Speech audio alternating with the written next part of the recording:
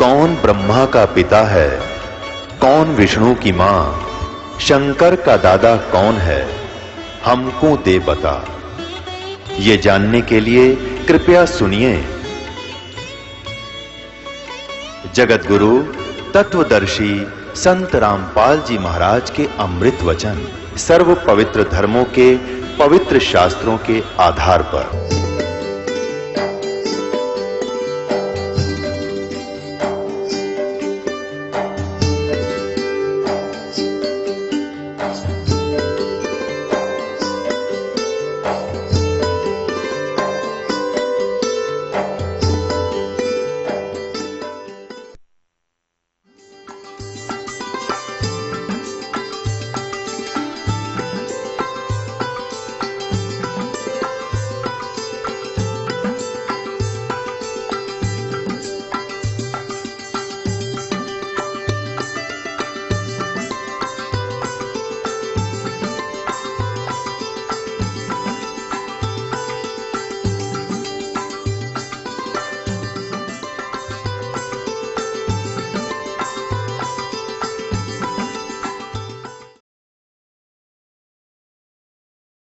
जब बाहर गुफा पार करके जब सतलोक में प्रवेश किया, अब आज तक किसी ने पूछ लो, किसी मजहब धर्म के व्यक्ति ने, परमात्मा कैसा है? परमात्मा तो निराकार है, वो देखा थोड़ा ही जाता है। परमात्मा का केवल प्रकाश देखा जाता है। देख कैसी अकल खराब हो रही थी हमारी। अब कोई कहे सूर्य निराकार है, सूर्य का केवल प्रकाश देखा जाता है, तो कैसी अकल उस व्यक्ति में। तो हम ऐसे थे, हमारे ऋषि महर्षि सारे बालक बुद्धि वाले। जब सूर्य बिना प्रकाश किसका देखा? जब भगवान का प्रकाश देखा, डिवाइन लाइट देखी, कमाल की बात। वह लाइट है किसकी? वस्तु तो वो है देखने जोगी। इस लाइट ने के चाटेंगे हम, बता। तो वहां जाकर गरीबदास जी ने देखा, होए होए ऐसा लोक है। हीरे पन्ने, इनके हीरों के पहाड़ हैं, लालों के पहाड़ हैं। जैसे यहाँ पत्थर के पहाड़ हैं, वहाँ हीरे मोतियों के पहाड़ हैं।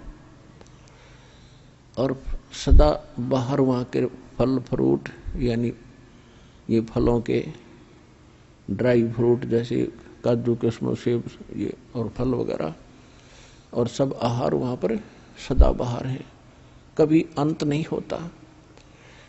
और वहाँ जाने के बाद ऑटोमेटिकली गरीबदास जी की बॉडी का शरीर 16 सूर्य के प्रकाश जितना तेजों में हो गया। अब वो कभी अपनी तरफ देख रहा कि ये क्या हो गया बाबा जी। परमात्मा बोले, भाई यहाँ आने के बाद हम नए कपड़े पर आया करें अपने भक्ता ताई। यो नया कपड़ा है तेरा, वो नकली तेरा नीचे पड़ा है। वो तो 5 तत्व का वैसे गल जाना, रोग से सड़ जाना, दुर्घटना में मर जाता, वो तो कच्चा है बेटा। असली कपड़े यहाँ हम पर आएंगे आकर आपको, ये ऐसा शरीर होगा आपका।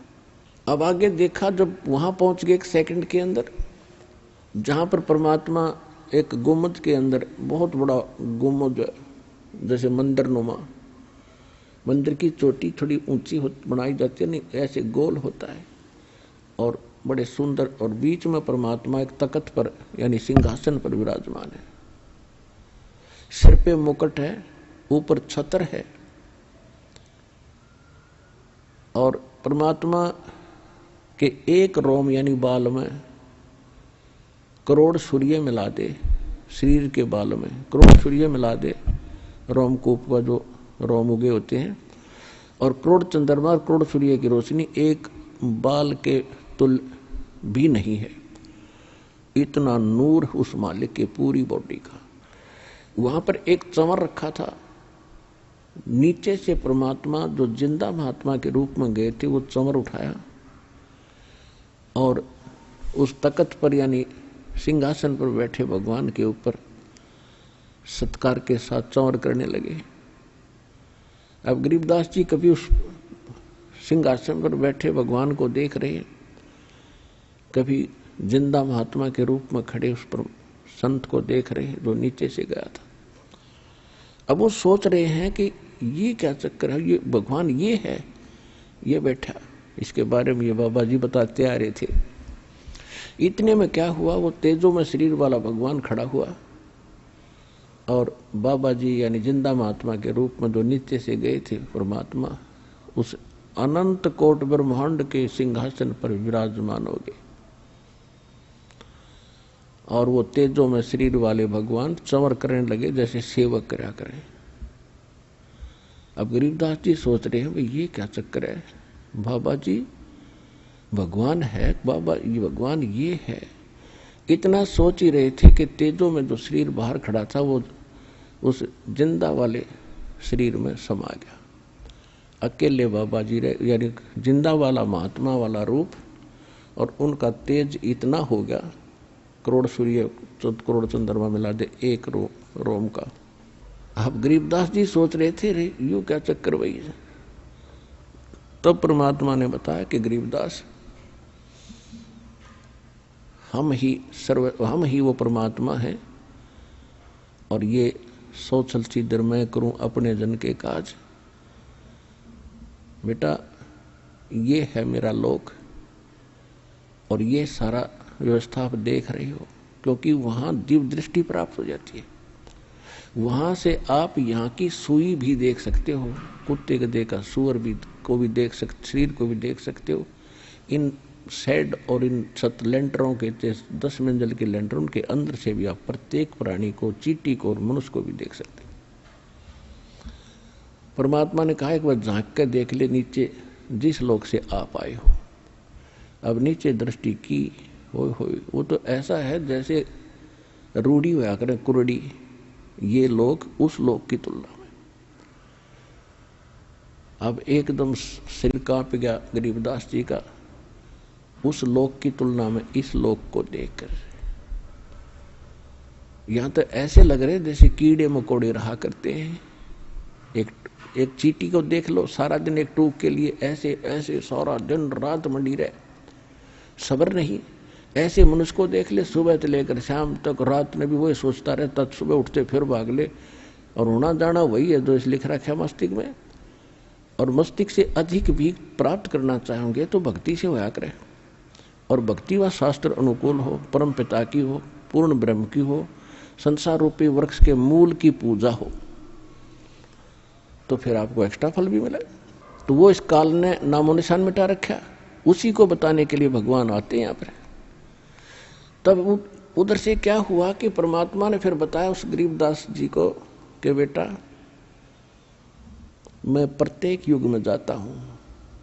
सतयुग में सत सुकृत कह टेरा, त्रेता नाम मुनींद्र मेरा, द्वापर में करुणा में कहाया, यो कलयुग नाम कबीर धराया। मैं प्रत्येक युग में जाता हूं, एक लीला करता हूं। प्रत्येक युग में जब भक्ति प्रवेश करने जाता हूं, एक शिशु रूप धारण करके मैं किसी सरोवर में कमल के फूल पर विराजमान होता हूं, और वहां से कोई निसंतान दंपत्ति मुझे उठा ले जाती है।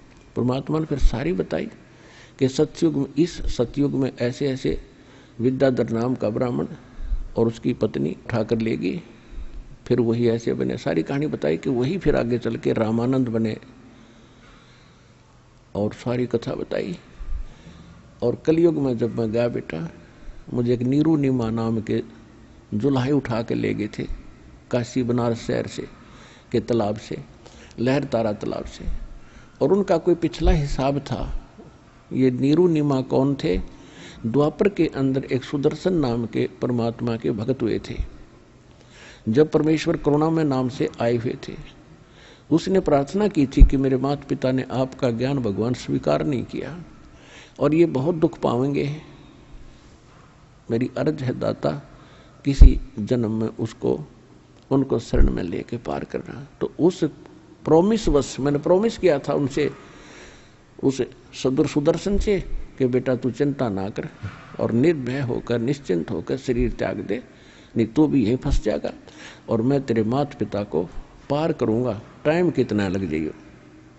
जिस कारण से मैं उस पिछले प्रोमिस अनुसार अपने वचनबद्ध होने के कारण उनको नीरू नीमा को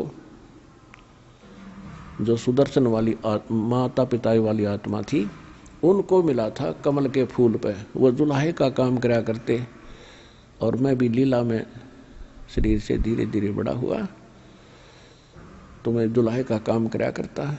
और जब मैं बचपन शिशु रूप धारण करके जाता हूं तो मैं उस काल के लोक का दूध ग्रहण नहीं करता। कुंवारी गायों का दूध पीता हूं मैं, और कुंवारी गाय के अंदर दूध यहां सतलोक से जाता है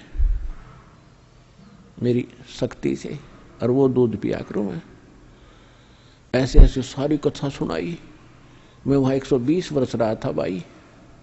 हम सुल्तानी नानक तारे, दादू को उपदेश दिया, जात जुलाहा भेद न पाया, वो काशी महे कबीर हुआ। परमात्मा ने बताया कि मैं बेई नदी के ऊपर इस नानक जी को मिला था और उनको अंतर्ध्यान किया। एक दरिया में डुबकी लगवाने का बहाना करके लोगों ने सोच लिया कि ये मर गया। वो खोद रहे थे डाउन स्ट्रीम में, मैं ले गया उनको अप स्ट्रीम में जिधर से जल आ रहा था। वहां जाकर उनके समझाया, बैठाया, उनके शरीर को वहां छोड़ा। उनको भी मैं यहां लेकर आया था बेटा। जैसे आपको मिला हूं इसी रूप में, जिंदा महात्मा के रूप में उनको मिला था। वो मेरी प्यारी आत्मा थी। वो सतयुग के अंदर राजा अमरीश थे और त्रेता के अंदर वही आत्मा नानक जी वाली राजा जनक थे। और उन जन्मों में मैंने बहुत अच्छी भक्ति की श्री विष्णु भगवान की, लेकिन बेटा जन्म मृत्यु उनकी मिटी नहीं। और आप सभी मेरी आत्मा हो, अपने को दुख होता है, तुम वहां कष्ट उठा रहे हो और मैं यहाँ तुम्हारे लिए रो रहा हूं। मैं रोवत हूं सृष्टि को, सृष्टि रोवे मोहे, गरीबदास इस योग को हो समझ न सकता कोई। कि हे गरीबदास, वो नीचे के जितने भी ब्रह्मांडों में प्राणी हैं, वो उस समर्थ सुखदायी भगवान, कष्ट निवारक, संकट मोचन भगवान को खोज रहे हैं, उसके लिए रो रहे हैं, हमें सुख दो, हमारा दुख निवारण करो। और जिनको ये सुखदायी और संकट मोचन मान बैठे हैं, वो संकट मोचन नहीं है। और मैं जाकर कहता हूं कि मैं हूं वो संकट मोचन, मैं तुम्हें दुख, सारे दुख दूर करूंगा, तुम्हें सुख दूंगा और वो कंप्लीट सोल्यूशन दूंगा, कंप्लीट मोक्ष दूंगा, पूर्ण मोक्ष दूंगा। मेरी कोई सुनता ही नहीं।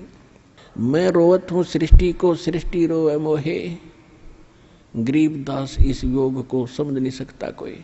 तो वो भी जन्म मृत्यु में थे नानक जी, और उनको मैं यहां लाया था।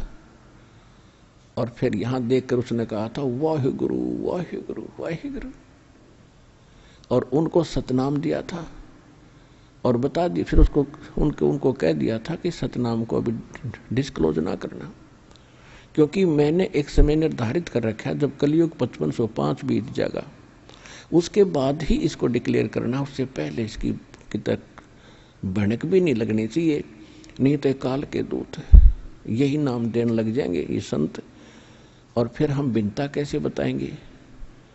और वो अधिकारी होंगे नहीं, चाहिए मंत्र उनको उनके पास हो भी जाते तो ये अधिकारी थे नहीं, अधिकारी बिना ये काम नहीं कर सकता। तो गरीबदास जी बड़े प्रभावित हुए, कहा बेटा ऐसे ही तू करना, तेरे को मैं सतनाम दूंगा। अब तो प्रथम मंत्र का जाप कर, मैं तुझे मिलता रहूंगा, आता रहूंगा, मैं किसी भी तरीके से तुझे सतनाम भी दूंगा।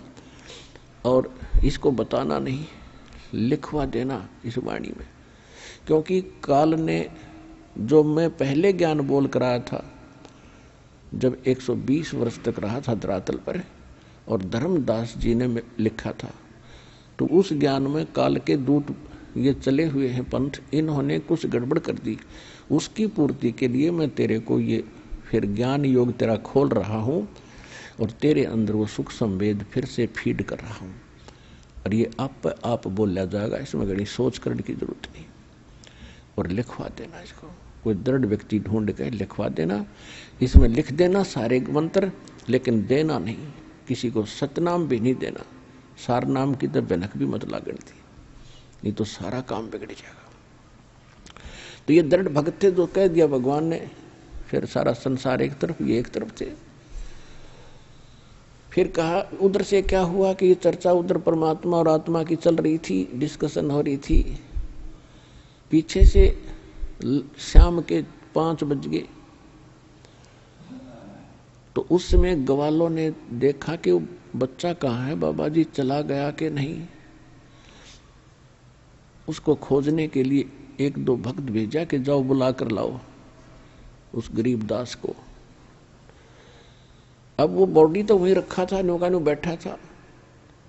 उन ग्वालों ने दूर से आवाज लगाई कि रे गरीबू, गरीबू कहा करते थे गरीबदास को गांव में, गरीबू आजा भाई, तेरा टाइम आ गया गाय घेरन का। वो अपनी एक टर्न बनाया करते, 2 घंटे यूँ खड़ा होगा, 2 घंटे ये खड़ा होगा।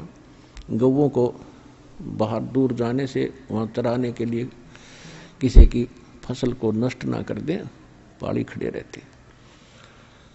दूर से आवाज लगाई कि गरीबू उठ ले भाई आजा। निकट आकर देखा कि निकट भी आवाज लगाई तो भी नहीं बोला, क्योंकि वो बोलने वाली चीज तो ऊपर चली गई थी। उन्हें पकड़ के हिलाया कि भगत जी खड़ा हो। अब वो यूं का यूं गिर गया तो उन्हें चिंता बनी, नाड़ी नब्ज देखी, कुछ नहीं, आंखों बिल्कुल खुली, श्वास नहीं। घबरा गए सब, दूसरे पालियों को आवाज लगाई, सब इकट्ठे हो गए। क्या हो गया कि लड़का मर गया। 2 बच्चे भागे आए गांव में। जो ही माता पिता को पता चला कि गरीबू मर गया, बेहोश हो गए, क्योंकि इकलौता पुत्र था और उसके 12 वर्ष के बाद ये संतान हुई थी। गांव वालों को पता चलता गया, वो भागते गए, वहां पहुंचे। वह सारी कथा का पता चला कि एक बाबा जी आया था, उसने कुंवारी गाय का दूध निकाला। उस समय भी उस कुंवारी बच्चिया के स्तन लंबे लंबे थे, जैसे गाय का बच्चा हो रहा हो उसके बाद उसके थन होते इतने लंबे लंबे। इसलिए छोड़ दिया था कि देखो न सोचा उन्हें झूठ बोलते होंगे। तो सब ने देखा कि हाँ भाई। फिर क्या हुआ कि हम तो मना कर गए, इसने वो जादू तंत्र का दूध पी लिया, बच्चा न्यू मर गया। अब जैसे तैसे करके उस शव को घर ले आए, घर से उठा करके शमशान घाट पर पहुंच गए।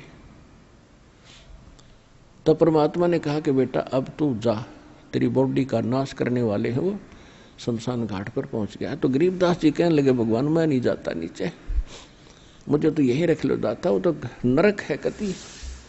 हे परमात्मा ये तो भयंकर लोग है, यहाँ के पता चलता हम कहाँ रह रहे हैं, भेड़ियों के बीच में रह रहे, भेड़ियों के बीच में। आदमी को आदमी मारते, पशु बड़ा पशु छोटे पशु को खाने के लिए दौड़ रहा है, वहां सारी फिल्म चल रही है। कोई डाकू है, धन लूट लेता है, कोई इज्जत लूट रहा है, पूरा हाल दिखाई दे रहा है वहां से। मतलब सब कर्म हो रहे हैं, पृथ्वी सब नजर आ रहे थे इसके, पृथ्वी घूम ही रही है ऐसे। तो परमात्मा बोले बेटा जा, भगवान इसी को कहते हैं कि इसे गंदे लोक में तेरी सुरक्षा करूंगा, तुझे सुरक्षित रखूंगा, और ये नाम जाप करिए और जाइए तू यहां से बेटा। गरीबदास जी की आंखों में आंसू आ गए, बुरी तरह रोने लगे, मालिक वहां ना बेचो। परमात्मा बोले बेटा अगर आप वापस नहीं जाओगे, आज तक आपको पता था यहाँ कोई लोक है? हक नहीं पता था जी। तो आपके भाई बहन वहां कष्ट उठा रहे हैं, वो कितने दुखी हैं आपको दिख रहे हैं? हाँ जी दिख रहे हैं। किसी का बेटा मर गया वो रो रहा है, वहां से साफ दिखाई दे रहा है किस कारण से रो रहा है। किसी की बेटी विधवा, किसी के टांग कट गई, किसी के कोई बीमारी हो रही है, कोई भूखे मर रहे हैं, कोई किसी को लूट रहा है, कोई इज्जत लूट रहा है। परमात्मा बोले देख ये कष्ट उठा रहे हैं, ये तेरे ही भाई बहन हैं जो यहाँ से गए थे, इनके सब के देखिए मकान खाली पड़े। इन मूर्खा ने के सोची, अपने पैर पे कुवाड़ा मार के गए सारे, और बड़ी थाली का ठोकर मार के बेटा। अब उनकी बुद्धि कति भ्रष्ट कर दी काल ने, और जब तक आप मेरा सहयोग नहीं दोगे तो कैसे पता चलेगा कि कौन स्थान है, कौन भगवान है, और कौन सा रियल मंत्र है जिससे इनका छुटकारा होगा। क्या आप उनका उपकार नहीं चाहते हैं? हाँ महाराज चाहूँगा, और आपकी आज्ञा है तो जाऊँगा और सबको बताऊँगा कि बेटा जा और जल्दी कर, और मैं तेरे को ऐसा मंत्र दे दिया है तेरा कोई हानि नहीं कर पाओगा। तुझे कोई तंग करेगा तो वो आप पर दुखी हो जाएगा, लेकिन तू किसी को बद्दुआ भी ना देना, क्योंकि वो तेरे भाई बहन है और तेरे पास ऐसा मंत्र हो गया, अगर तू बद्दुआ देगा तो घनी हानि हो जाएगी और तेरी पूंजी, तेरी भक्ति नष्ट होगी। उनको कुछ ना कहना, पर तेरे को ऐसा कवच दे दिया, तेरा कुछ नहीं बिगाड़ पाऊंगा। तो गरीबदास जी को कहा, जा बेटा जल्दी पहुंचे। उधर से चिता पर रख दिया शव को, ऊपर लकड़ी लगाने लगे थे, इतने में वह जीवात्मा परमात्मा ने वापस भेज दिया। एकदम ऐसे खड़खड़ा हुआ, सारा कंपन हुआ और बंधन जो बंध रहे थे वो भी कट गए और सीधा खड़ा हो गया नीचे, एकदम उतर के चिता से नीचे आके खड़ा हो गया। बोलो सतगुरुदेव।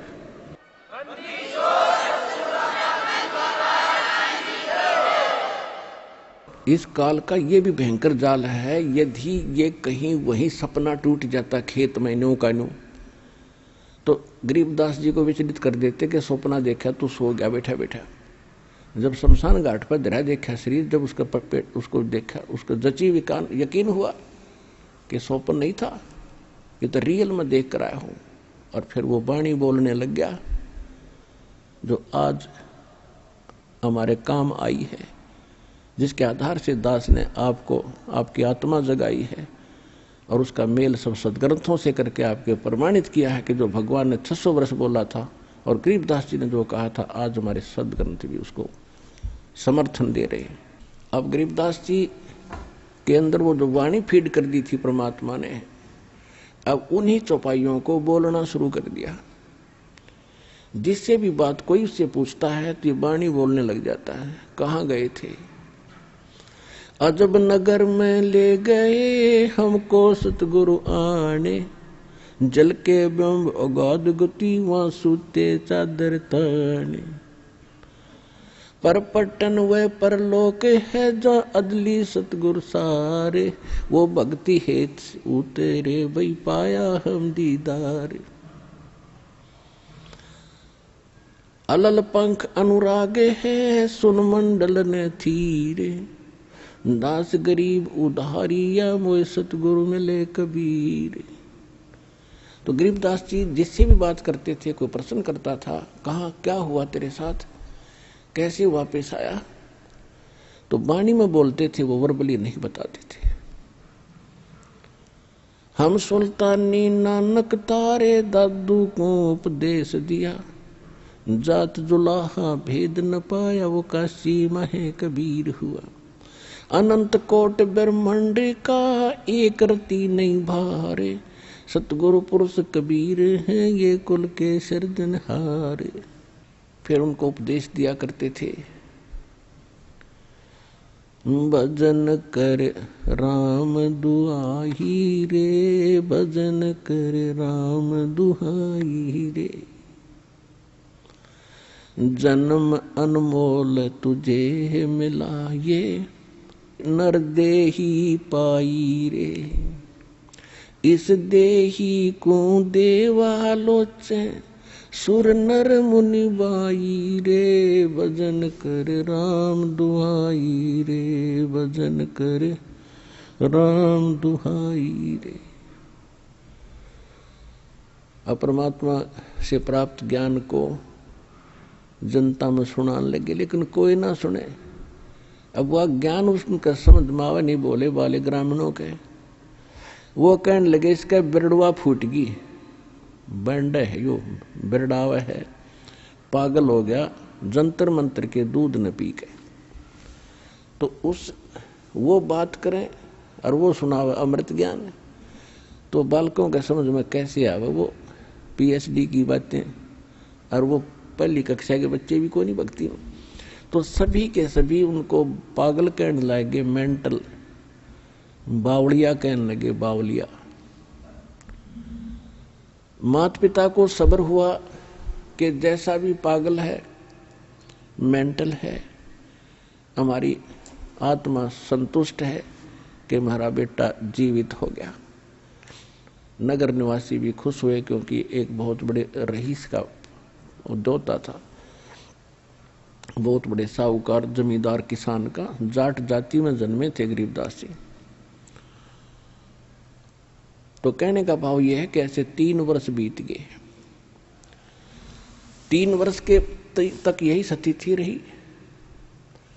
सब परमात्मा की वाणी सबको सुनाना चाहते थे, लेकिन कोई समझ नहीं पाता था, उसके पास भी नहीं बैठते थे, उसको पागल कहा करते। कि वो आ गया, उनकी माता का नाम रानी था, कि रानी का पागल बावड़ा आ गया, रानी का बावड़ा आ गया। जैसे तैसे 3 वर्ष निकले। एक दादू पंथ के दादू जी को भी परमात्मा मिले थे, परमेश्वर कबीर जी जिंदा बाबा के रूप में। ऐसे ही अपने आत्माओं कई समस्याएं हैं। जैसे एक भक्त बता रहा था कि मैं आपके ज्ञान को सुनकर मैं दादू पंथ का एक हमारे गांव के अंदर आश्रम है, वहां गया। हम पहले उन दादू को जी को नहीं मानते थे। जैसे गांव में अपनी अपनी अलग अलग मान्यताएं होती हैं, और उसके बारे में विशेष ज्ञान मुझे था नहीं। फिर मैं इसलिए गया कि उनसे भी जानूं कि वास्तविकता क्या है, उनको तो सही पता होगा। तो वो दादू जी का जो पंथी वर्तमान में उस गद्दी पर विराजमान है संत, उससे मैंने बात की कि दादू साहिब जी की कुछ जीवनी पर विचार डाले। तो उसने कोई अटपट कथा बताई कि दादू जी कमल के फूल पर मिले थे और वहां से उसके माता पिता उठा लाए थे, उनको कोई संतान नहीं थी, ऐसे ऐसे बताया। फिर मैंने उनसे पूछा कि क्या उनको कबीर साहब मिले थे? कि नहीं नहीं, ये किसी ने बका दिया आपको, कोई कबीर साहब नहीं मिले थे। उनको तो एक बूढ़ा बाबा मिला था, बूढ़ा बाबा मिला था। अब दादू साहब का जो ओरिजिनल ग्रंथ है, उसमें जो दास साहब को वाणी सुनाता है कबीर साहब की महिमा की, वो वाणी विद्यमान है। इन्होंने क्या किया, वर्तमान के अब 150 वर्ष के बाद ये पढ़े लिखे से हुए, इन्होंने वो वाणी निकाल दी, शेष रख ली। तो वो कहने लगे कि ना, ऐसा कुछ नहीं है, ये वाणी इसमें नहीं है जो आप बता रहे हो। अब वो भ्रमित हो गया। उसने फिर बता दिया ऐसे ऐसे मैं वहां गया था और ऐसे, उन्होंने तो कुछ और ही कहानी बताई। तो मैंने कहा कि आप मुझ पर विश्वास करते हो या नहीं?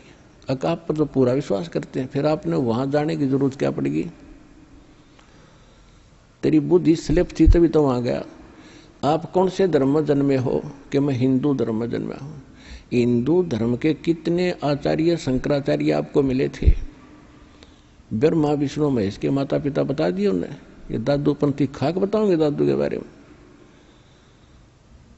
सिर घूम गया उसका, हाँ जी गलती होगी हमारे पे। तो ऐसे ही वो हैं जिसे आपके आचार्य थे। ये भगवान ने बताई है कि हम मिले थे दादू साहब को, और गरीबदास जी ने बताई है। कहते हैं दादू को सतगुरु मिले, कबीर परमात्मा मिले, और देई पान की पी के, बूढ़ा बाबा जिसे कहो वो दादू की नहीं सीखे। ये दादू जी ने बताया था कि मुझे बूढ़ा बाबा मिला था, वो तो कहते मुझे कबीर मिले थे, और वो काशी वाले कबीर, धानक वाले धानक थे, वो कबीर मिले थे। ये दादू की शिक्षा नहीं है जो ये बनावटी बातें बनाई बैठे हैं। तो कहने का भाव ये है कि पुण्यात्माओं, अब विश्वास करो 101% इस दास के ऊपर जो बोल रहा है, प्रत्येक प्रमाण दिखाएगा।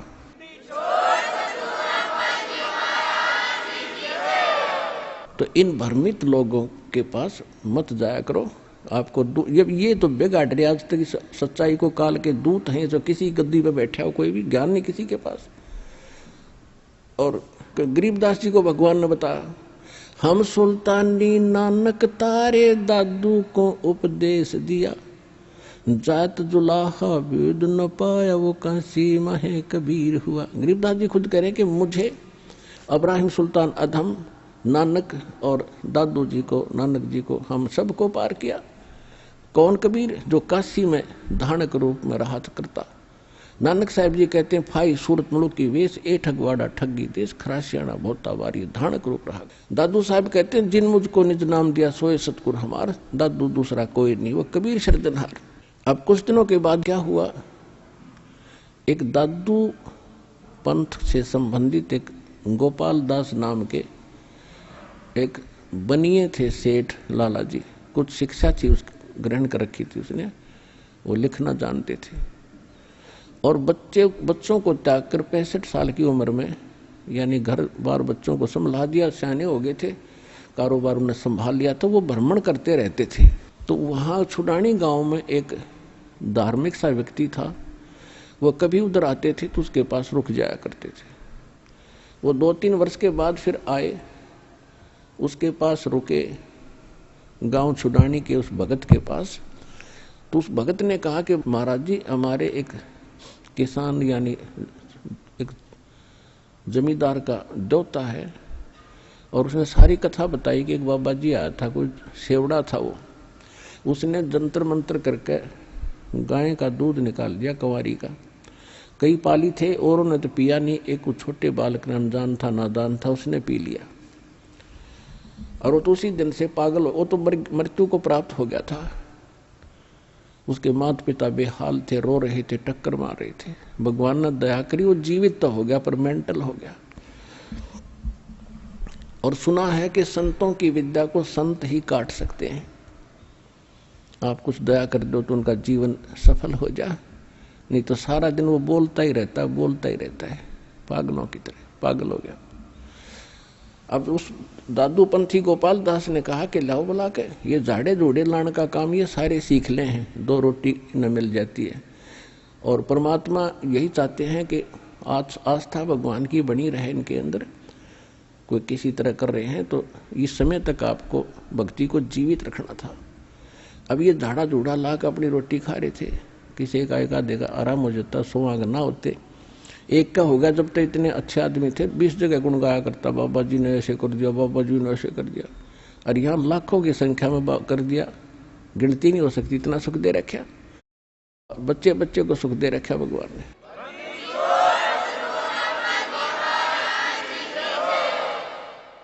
और मोक्ष मिलेगा, वो मूल वस्तु तो वो है, तो फ्री में दे रहे हैं आपको। और वो सारे काम में उस पर जोड़ रहे थे, अपना सारा संग उस पर जोड़ रहे थे, झाड़ा जोड़ा ला दिया, वाह वाह होगी, उन दक्षिणा मिल गई, चल भाई, उनका भी जीवन नाश। और वो छोटी मोटी राहत उसकी अपनी पूंजी से वो दे देते थे, लेकिन प्रारब्ध के क्रम को वो नहीं काट सकते थे। फिर भी उसने जैसा भी पता था वो आ गया। उसने कहा कि उसको बुला के लाओ बच्चे को, और साथ में उसके माता पिता को लाना। तो उसका जो सेवक था वो गया, और उसने कहा, शिवलाल नाम था उस छुडानी वाले भगत का, व्यक्ति का, जो गरीबदास जी के नाना जी थे। उनको लाया, बुला, उनसे कहा कि ऐसे ऐसे हमारे घर एक संत आ रहे हैं और इस देवते को वो ठीक कर देंगे। कहे है मेरे से बताया उसने कि कोई जंतर मंत्र जानते हैं, वह आप ले चलो इसको। 5-7 और एज्ड व्यक्ति बुजुर्ग से उस बच्चे को लेकर गोपाल दास के पास आ गए। अब गोपाल दास जी ने उनसे पूछा कि बेटा, कौन था जिसने जंतर मंत्र करके गाय का दूध निकाल कर तुझे पिला दिया, तेरा जीवन बर्बाद कर दिया, उसका नाम बता, कौन था? तो गरीबदास जी ने कहा कि उसने बर्बाद नहीं किया बाबा जी, उसने तो मुझे आबाद कर दिया। हम सुल्तानी नानक तारे दादू को उपदेश दिया, जात जुलाहा भेद न पाया वो काशी महे कबीर हुआ। अजब नगर में ले गए हमको सतगुरु आने, जल के बिंब अगाध गति हम सूते चादर ताने।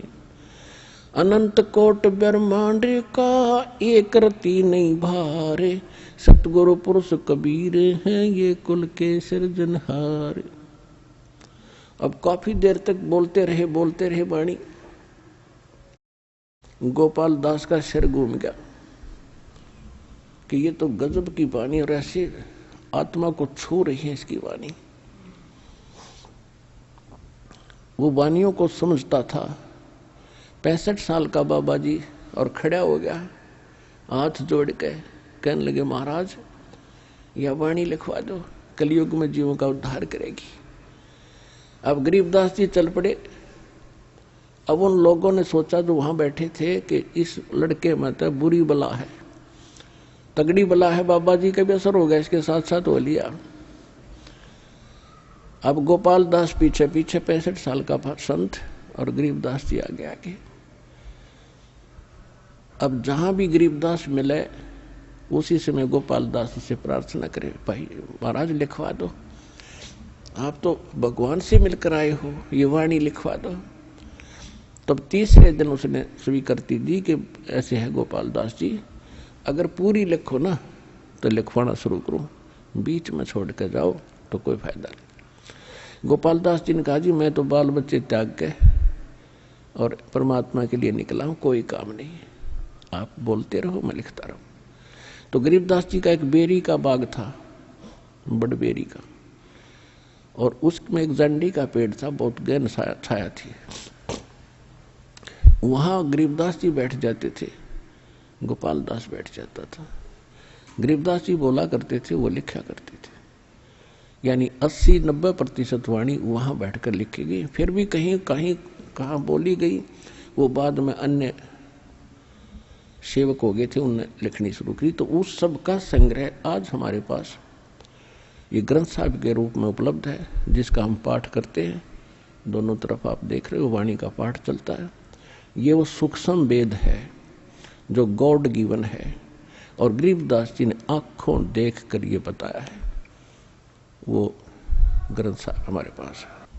उस अमर वाणी का आपको कुछ अंश सुनाएंगे। कस्तूरी नाम कबीर है, ये बिन छेड़े मैं कंत, आद अंत की कहत हूँ पटतर कोई न संत। कहते नैनो मद निरखत रहे, वो अवगत नाम कबीर, बेड़ा पार लगाए हूँ सुरत सरोवर तीर। अब क्या बताते हैं गरीबदास जी, कहते नैनो मद निरखत रहे, ये अवगत नाम कबीर, बेड़ा पार लगाए हूँ सुरत सरोवर तीर।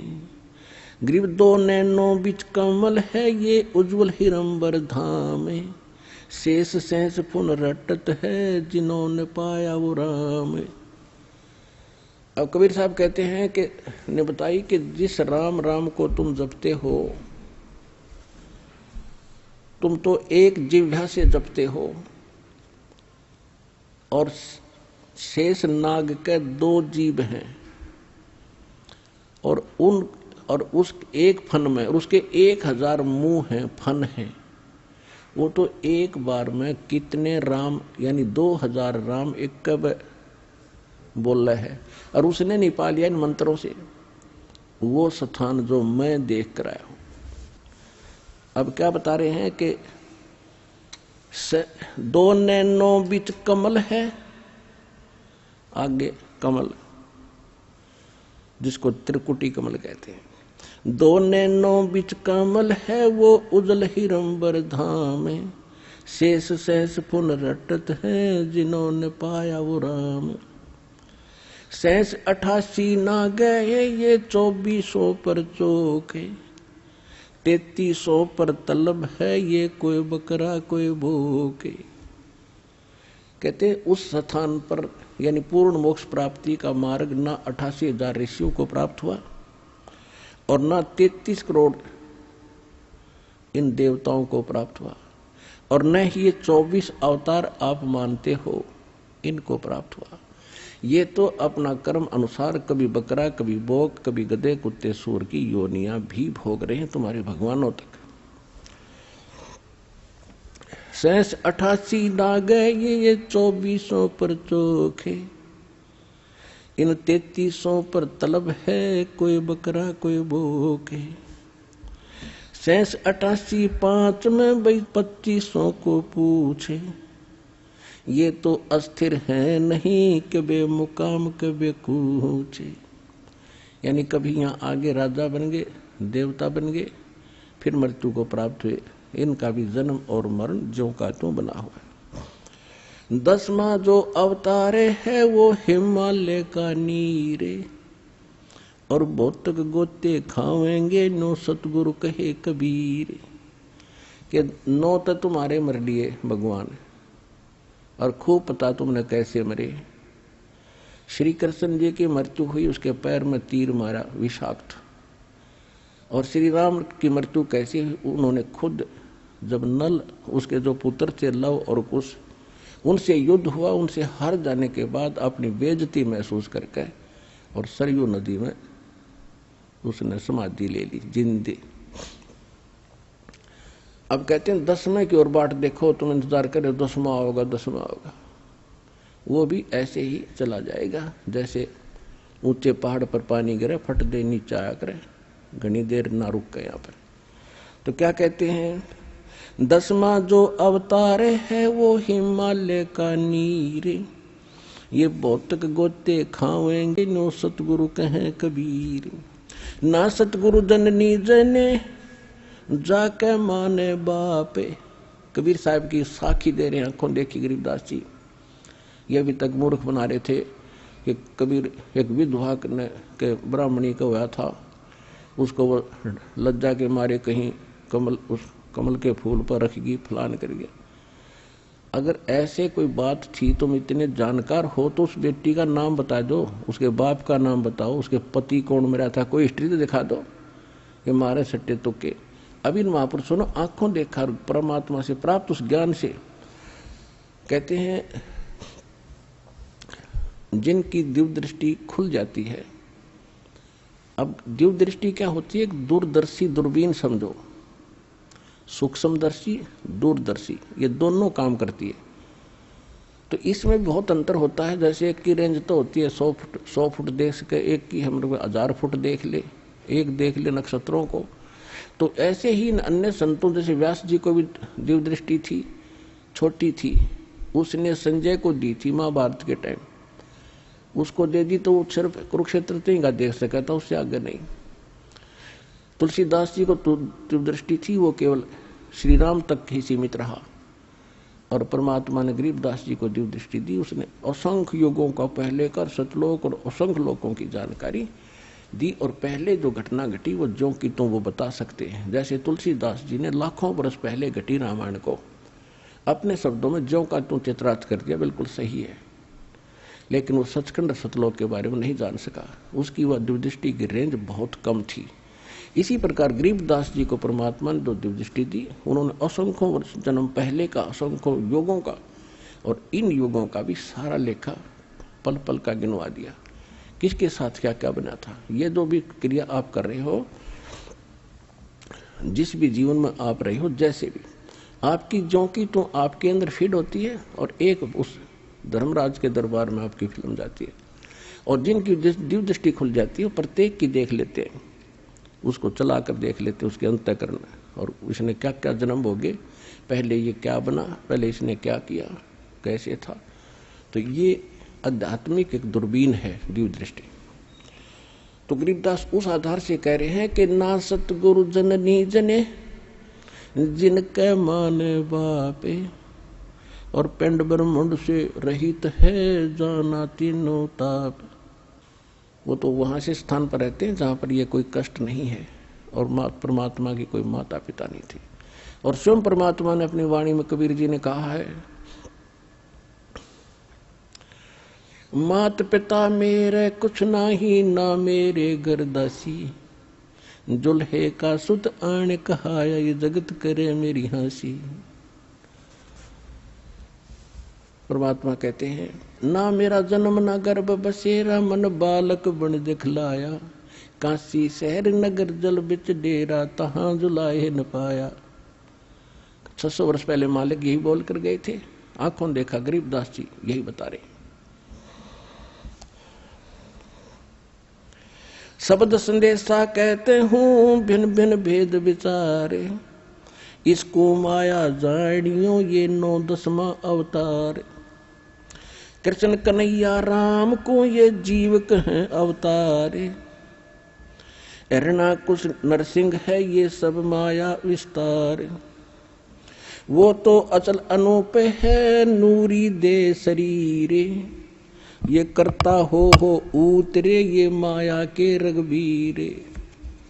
जो यहाँ करता बन कर आए थे रामकृष्ण कहते माया के रघुवीर थे ये अमर नहीं है। धरता को करता कहें ये बड़ा अंदेशा मोहे, पारस पद बैठा नहीं तो जिसको कहिए लो।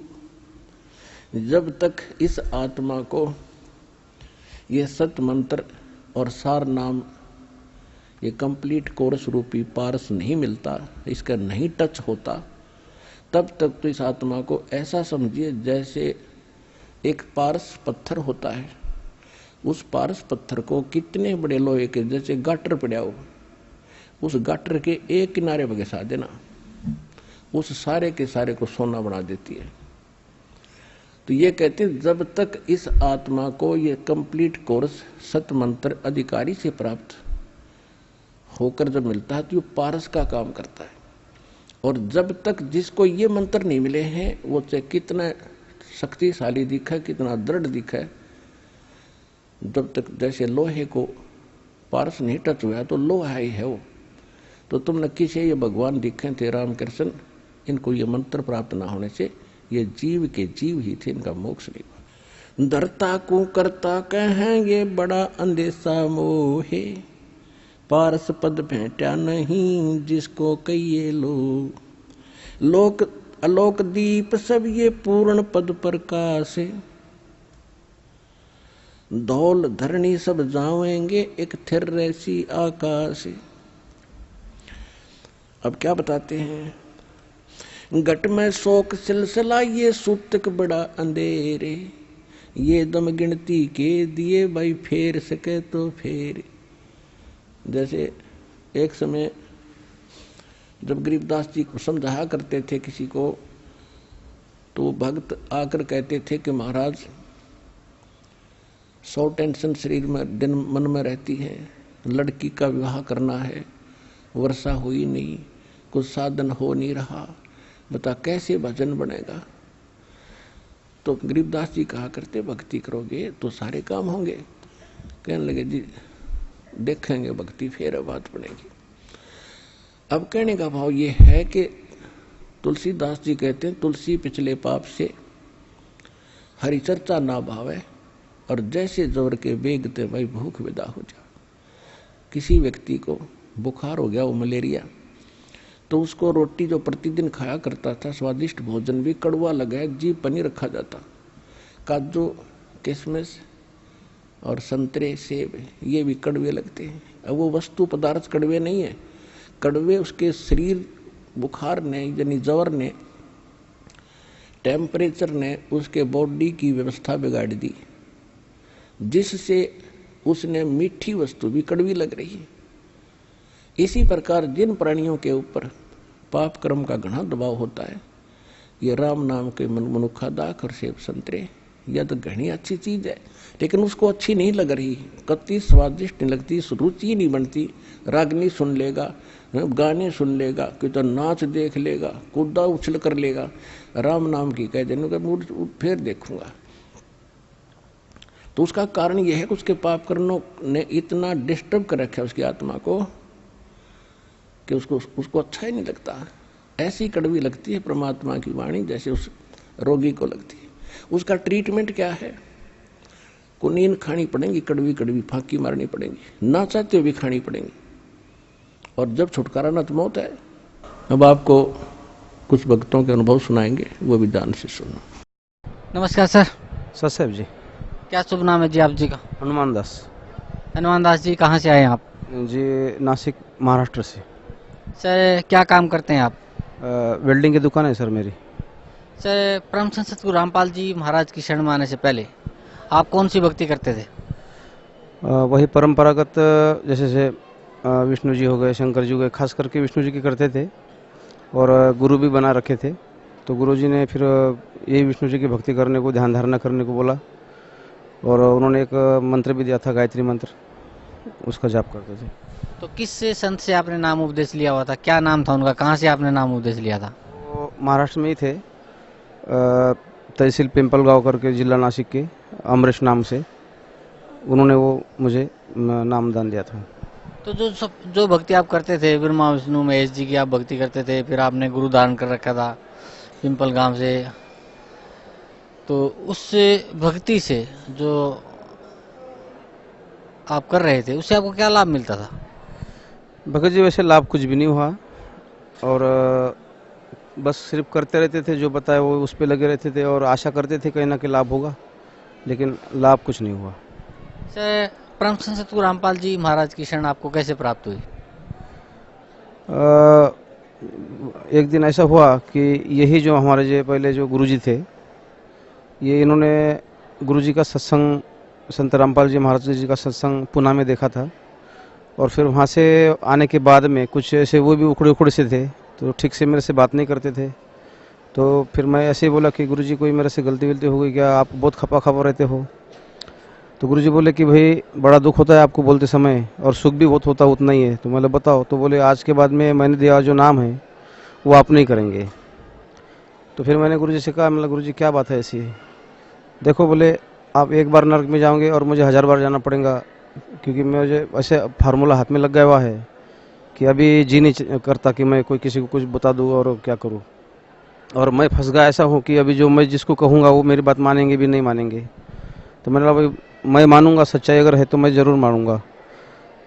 तो बोले ठीक है, देखो सच्चाई ऐसी है, बोले मैं मुख से बताने से पहले ऐसा करूँगा, बोले कि आप ये कैसेटा देख लो।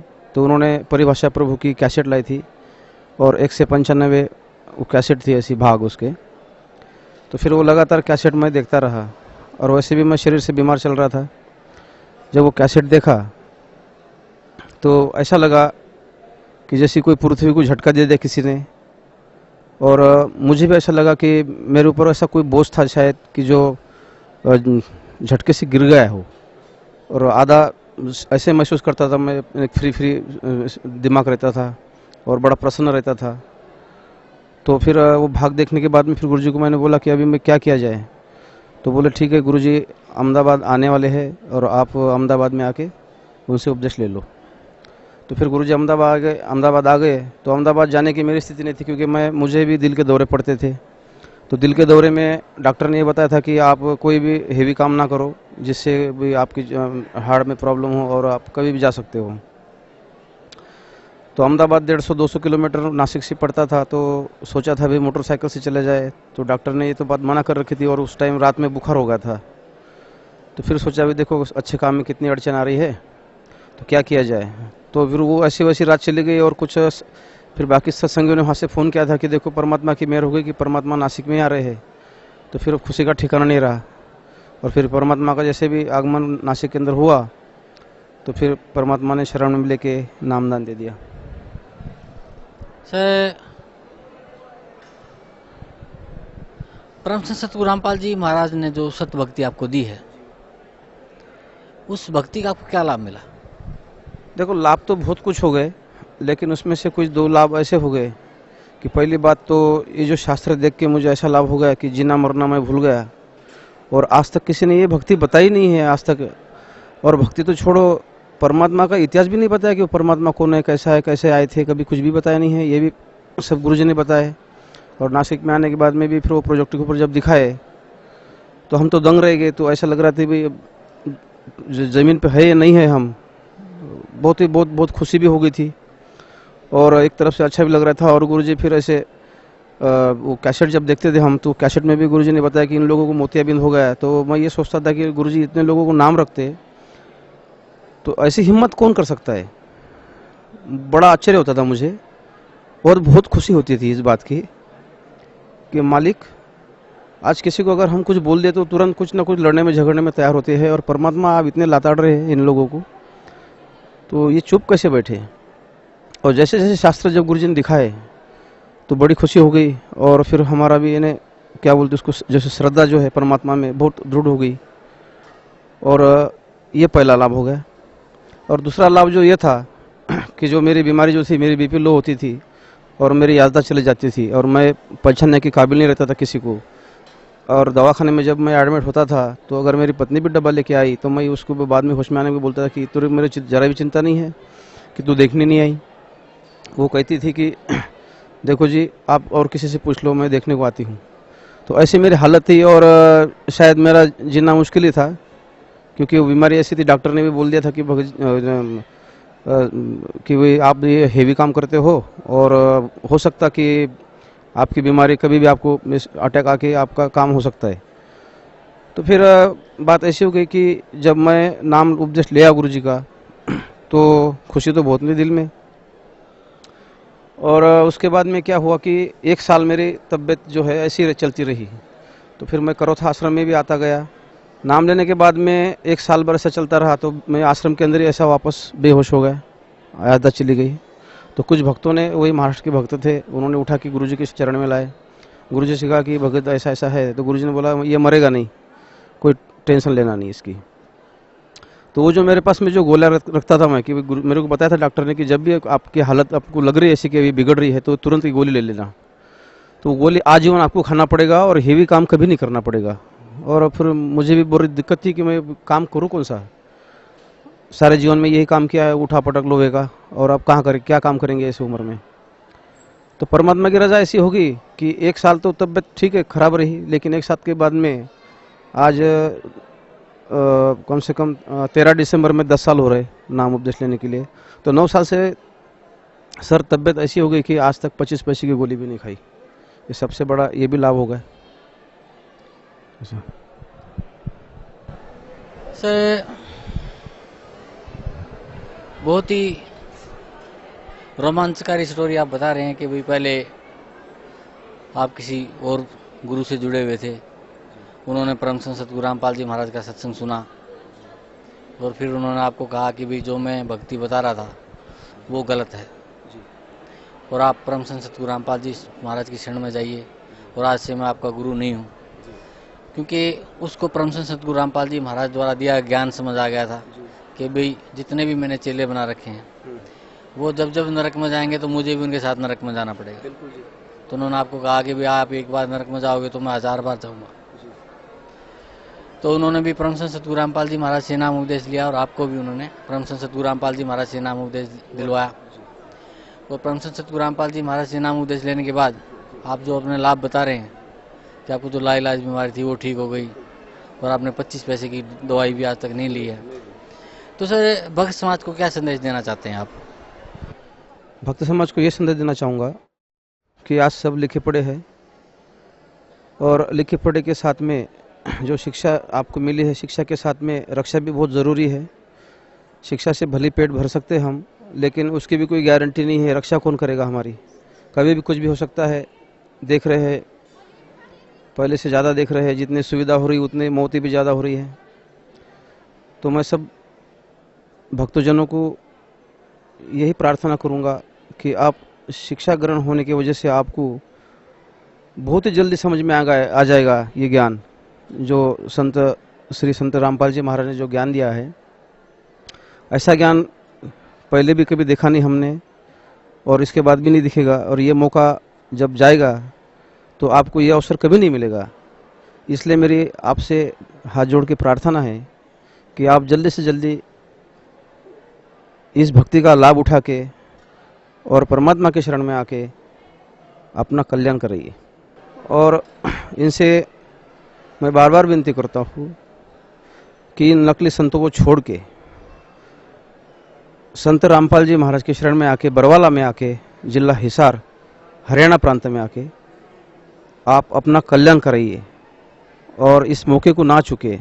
शिक्षा का यही बहुत बड़ा लाभ होगा कि जो आप किताबें पढ़ के जब आ जाएंगे तो आपको लगेगा कि सचमुच ये खजाना हाथ में लग गया हमें, ऐसा खजाना कि जो यहाँ भी सुख देगा और इस मुक्ति भी हो जाएगी इससे। धन्यवाद सर, आपका बहुत बहुत धन्यवाद। सर।